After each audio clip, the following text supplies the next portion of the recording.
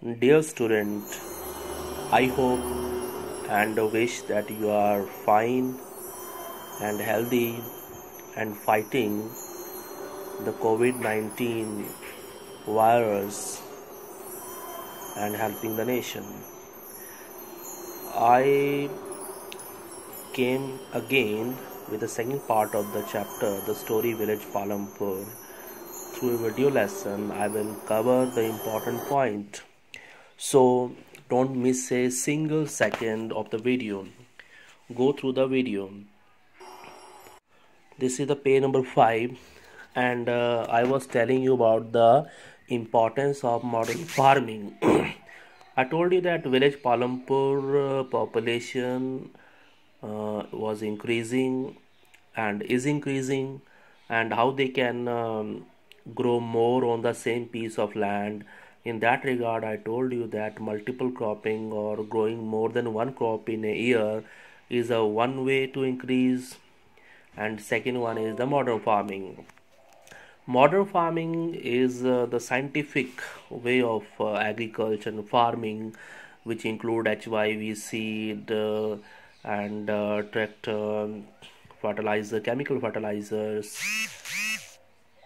etc. And this gave better result, better production.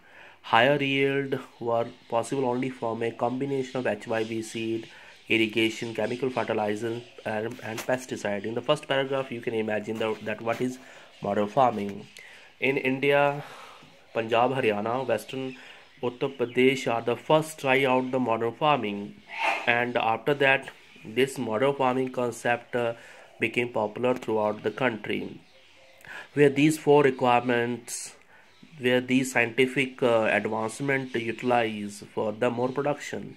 In village Palampur, the wheat grown from a traditional variety was 13 kg per hectare with HYV seed. The same field was giving 3200 kg. So you can imagine the difference. कितना पैदावार में फ़र्क आया HYV seed use करने से village Palampur में. Let's discuss, या आप डिस्कस कर सकते हैं कि what is the difference between multiple cropping and modern farming method में क्या डिफरेंस होता है. इसके अलावा ग्रीन रिवोल्यूशन क्या है ना, ये सब चीज़ें आप डिस्कस कर सकते हैं. What is the working capital required by the farming using modern farming method. Working capital अगर हम बात करते हैं तो उसे सीड चाहिए, तो वो हम रॉ मटेरियल के रूप में हम मान सकते हैं. लेबर को पेमेंट करनी है तो उस तरह से हम कर सकते हैं. Production of pulses and wheat million tonne table 1.2 में आप देख सकते हैं कि जब अगर हम बात करते हैं 1965 से 68 के आसपास, तो इंडिया में पल्सेस 10 मिलियन टन्स के आसपास उनका प्रोडक्शन था और वीट का भी इतना ही था.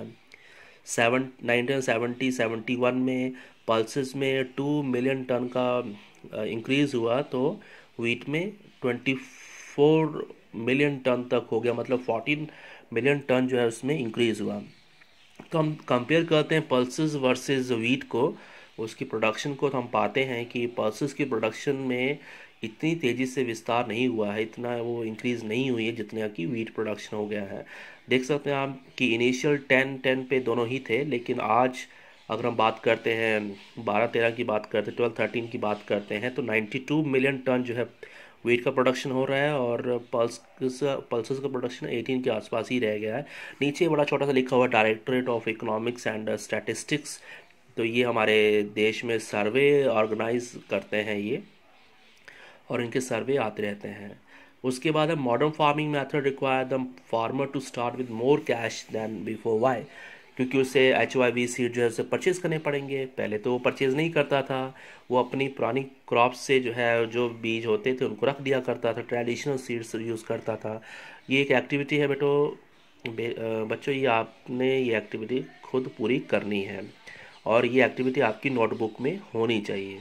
ठीक है, इसके बारे में मैं आपको नहीं बताऊंगा, तो आप ये एक्टिविटी खुद करेंगे. Will the land sustain. अगला सवाल ये आता है कि अगर लगातार खेती होती रहेगी खेत पर, तो क्या ये लैंड जो है सस्टेन करेगा, उसकी जो फर्टिलिटी है वो रहेगी. तो जवाब आता है कि इस नेचुरल रिसोर्स, तो उसकी क्वालिटी जो है नेचुरली डिक्रीज़ होगी, उसकी उपजाऊपन जो है उसका वो कम होगा पहले से. तो इन मैनी एरियाज जैसे ग्रीन रिवोल्यूशन की बात हम करते हैं तो वहाँ पे सॉइल फर्टिलिटी का लॉस जो है कॉमन चीज़ देखने को मिली थी, जिसे केमिकल फर्टिलाइज़र का यूज़ करके ओवरकम करने की कोशिश की गई, लेकिन इससे और ज़्यादा समस्याएं बढ़ गई। तो हम कह सकते हैं कि लगातार जैसे केमिकल फर्टिलाइज़र यूज़ करने से, ग्राउंड वाटर ज़्यादा निकालने से जो है ओवर इरिगेशन की समस्याएं, इन्वायरमेंटल इश्यूज जो है वो आने लगे हैं। और ये एक चैलेंज है, लैंड सस्टेन नहीं करेगा तो हमें जो है उसकी नेचुरल वेज जो है सजेस्ट किए जाते हैं वो हमें क्या करने पड़ेंगे, अडॉप्ट करने पड़ेंगे। ये एक एक्टिविटी है after reading the following report from newspaper. तो एक रिपोर्ट है, आपने न्यूज़पेपर की रिपोर्ट है, उसको रीड करके आपने क्या करना है, ये एक्टिविटी को पूरा करना है। अगले पेज पे देखिए, आप देख सकते हैं कि इसमें एक पिक्चर दिखाई गई है। उस पिक्चर में आप देख सकते हैं कुछ एक्चुअली देखा होगा अपने गांव में, ये खेतों के आकार हैं। These are the size of plots. तो यहाँ पे some are large plots and some are small farming areas. तो ये शो करते हैं कि विलेज पालमपुर में जो है अगर 450 फैमिलीज़ हैं तो 150 फैमिलीज़ के अगर हम बात करते हैं तो वो दलित हैं, उनके पास ज़मीनें नहीं हैं। और जो 240 फैमिलीज़ हैं उनके पास स्मॉल प्लॉट हैं जो कि 2 हेक्टेयर्स से भी छोटे हैं। और उस गांव में कुछ परिवार हैं, 60 फैमिलीज़ जो है उनके पास 2 से 10 हेक्टेयर के बीच में ज़मीन है। And few have more than 10 hectares of land. तो यहाँ पे एक्चुअली लैंड डिस्ट्रीब्यूशन की बात की गई है फार्मर्स के बीच में। तो हम लार्ज फार्मर हम उनको कह सकते हैं जिनके पास मोर देन 10 हेक्टेयर्स है। और मिडल फार्मर हम कह सकते हैं, मीडियम फार्मर हम कह सकते हैं जिनके पास 2 हेक्टेयर से 10 हेक्टेयर के बीच में ज़मीन है। और जिनके पास 2 हेक्टेयर से कम है उनको हम कहेंगे स्मॉल फार्मर्स। और इसके अलावा लैंडलेस लेबरर हैं जो कि विलेज पालमपुर में रहते हैं। तो आपको सवाल आ सकता है कि what are the different type of farmers in village Palampur, small, medium and large farmer. और इसके अलावा लैंडलेस लेबरर भी जो है विलेज पालमपुर में रहते हैं। मैं आपको बता रहा था कि न्यूज़ कटिंग है, उसको देखकर आपने ये एक्टिविटी पूरी करनी है। तो ये एक्टिविटी आपने पक्का अपनी नोटबुक में इसको करना है, ठीक है। एनसीईआरटी की किताबें जो है वो अपने आप में कंप्लीट पैकेज होता है। तो अगर हम एनसीईआरटी की किताबों को अच्छे से पढ़ लेते हैं तो हमें फिर दूसरी हेल्पिंग गाइड और इनकी आवश्यकता नहीं पड़ती है। तो डिटेल से हम एनसीईआरटी जो है स्टडी कर रहे हैं इसीलिए। और जैसे कि अब दूसरी एग्जांपल है कि 1960s में Govind was a farmer with 2.25 hectare of largely unirrigated land. एक किसान है जिसका ज़मीन जो है वो इरिगेट नहीं होती है। तो आप समझ सकते हैं कि उसको क्या समस्याएं आती होंगी। उसकी क्रॉप जो है वो सस्टेन नहीं करती थी। एंड उसके बाद जो है जैसे जैसे फैमिली जो है लैंड जो है डिवाइड हो गया उसकी फैमिली में, और वो छोटे छोटे प्लॉट्स में डिवाइड हो गया जहाँ पे एग्रीकल्चर कर पाना इतना आसान नहीं होता है। तो ये स्मॉल होल्डिंग्स भारत में एक आम समस्या है कि लोगों के खेतों का जो आकार है वो छोटा होता है। अमेरिका में खेत बहुत बड़े बड़े होते हैं और वहाँ पर मॉडर्न फार्मिंग बड़ी आसानी से की जा सकती है, लेकिन भारत के अगर हम रिलेशन की बात करते हैं तो यहाँ पर ये थोड़ा सा मुश्किल होता है, ठीक है। तो हमने यहाँ पे क्या पढ़ा, हम यहाँ के कैसे टाइप ऑफ फार्मर्स की हमने यहाँ पे बात की। इसके अलावा अगले पेज पर आप एक फोटोग्राफ देख सकते हैं। These all are the activities, farm activities you can say which farmer usually do in a cropping season. Figure 1.6, work on the field, wheat crop actually plowing by bullocks, sowing, spraying of insecticide, cultivation by traditional method, cultivation by modern method, and cutting of crop. These are the modern and traditional methods you can see in the picture. आपको पता होगा कि अगर tractor से खेती की जा रही है, इरिगेशन की जा रही, तो ये एक मॉडर्न फार्मिंग की एग्जांपल है। अगर पुराने तरीके से खेती की जाती है तो ट्रेडिशनल फार्मिंग होती है, उसमें ज़्यादा पैदावार नहीं होती है। उसके बाद लेट्स डिस्कस है यहाँ पर जैसे picture 1.5, can you shade the land cultivated by small farmer. So you can easily, for example in the first, the person who is plowing by the help of ox or bulls, that is small farm, and the tractor is a large farmer. The distribution of farm in India and the amount of land they cultivate is given. So you can see through this graph, this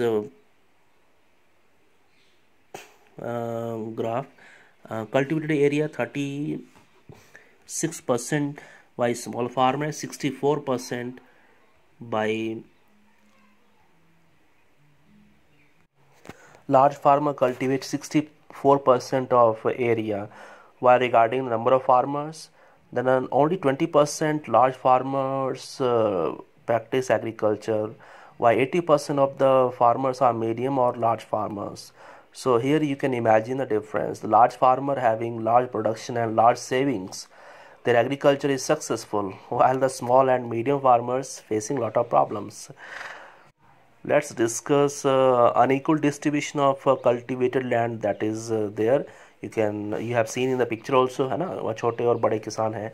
Who will provide the labor? तो labor कौन provide करेगा? Those landless laborer, those landless people, basically from the lower caste, will provide the labor to the large and medium size farmers. Okay. So labour is a second factor of production, जैसे हम बात कर रहे थे village Palampur की production activities की.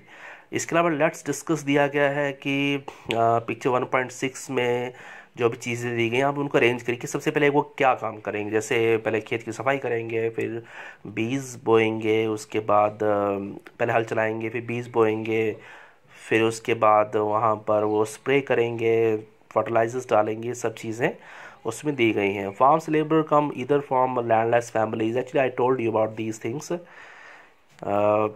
इसके साथ मैं आप बच्चों को सजेस्ट करना चाहता हूँ कि आप ई पाठशाला या इलेक्ट्रॉनिक मीडिया जो है उससे बुक्स जो हैं डाउनलोड करके बुक्स के साथ में रख के पढ़ें, क्योंकि हो सकता है कि पिक्चर की क्वालिटी कहीं पर ख़राब हो सकती है. ये कन्वर्सेशन है डाला एंड रामकली के बीच में, जो कि पूरेस्ट नेटिव्स हैं, मतलब सबसे गरीब हैं. तो अगर हम बात करें गरीब की, तो गरीब जो है वो कौन होंगे? लैंडलेस लेबरर होंगे. तो डाला जो है अपनी ज़िंदगी के व्यथा जो है बताता है, और रामकली जो अपने बारे में बताती है कि उसे कम पैसे मिलते हैं. डाला कहता है कि वो उसे कम पैसे मिलते हैं और अलग अलग जगह पर जाके वो काम करता है. इसके अलावा जो ये लेबरर की हम बात करते हैं, उनको जो वेजेस दी जाती हैं कैश में दी जाती हैं, और अगर वुमेन लेबरर हैं तो उनको जो है कम पैसे मिलते हैं, है ना. और गांव में क्योंकि लेबरर्स ज़्यादा होते हैं तो वहाँ पर उनके कारण उनको जो है कम वेजेस दी जाती है. डाला को 80 रुपये मिलते हैं, जबकि गवर्नमेंट ने 115 रुपीज़ डिसाइड किए. तो ये गांव के आम हालात होते हैं और हम सब इनसे परिचित हैं. जैसे अगर छोटे बच्चे होंगे तो उनको कम जो है मजदूरी दी जाती है.